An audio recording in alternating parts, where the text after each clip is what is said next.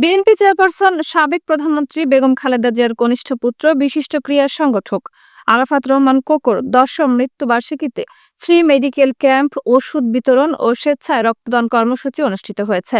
ড্যাব মাগুরা জেলা শাখার আয়োজনে আজ শুক্রবার মাগুরা সদরের বেলনগর স্কুল মাঠে সকাল ৯টা থেকে দুপুর ২টা পর্যন্ত এই ফ্রি মেডিকেল ক্যাম্পের আয়োজন করা হয়। ড্যাব মাগুরা জেলা শাখা সভাপতি অধ্যাপক ডাক্তার মোহাম্মদ আলিমুজ্জামান এই ক্যাম্পের উদ্বোধন করেন। উদ্বোধনী অনুষ্ঠানে বিশেষ অতিথি ছিলেন মাগুরা জেলা বিএনপির আহ্বায়ক আলী আহমেদ, যুগ্ম আহ্বায়ক আক্তার হোসেন, পিকুল খান প্রমুখ।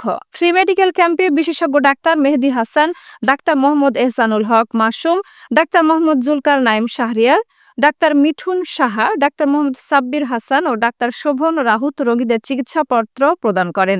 এই ফ্রি মেডিকেল ক্যাম্পে সদরের পুছন্দি ইউনিয়নের 10টি গ্রামের গরিব, অসহায়, ছিন্নমূল দরিদ্র পরিবারের ৫ শতাধিক নারী, পুরুষ ও শিশু চিকিৎসা সেবা গ্রহণ করেন। চিকিৎসা সেবা শেষে তাদের মাঝে বিনামূল্যে ঔষধ বিতরণ করা হয়।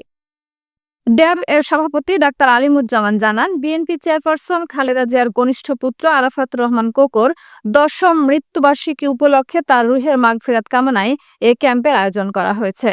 পাশাপাশি ফ্রি ঔষধ বিতরণ ও স্বেচ্ছায় রক্তদান কর্মসূচির আয়োজন করা হয়। খালেদা জিয়ার কনিষ্ঠ পুত্র জনাব মরহুম আরাফাত রহমান কোকর ১০ম মৃত্যুবার্ষিকী উপলক্ষে মূলত আমরা আজকের এই মেডিকেল ক্যাম্পের আমরা আয়োজন করেছি। এই মেডিকেল ক্যাম্পে আমরা এখানে বিনামূল্যে ওষুধ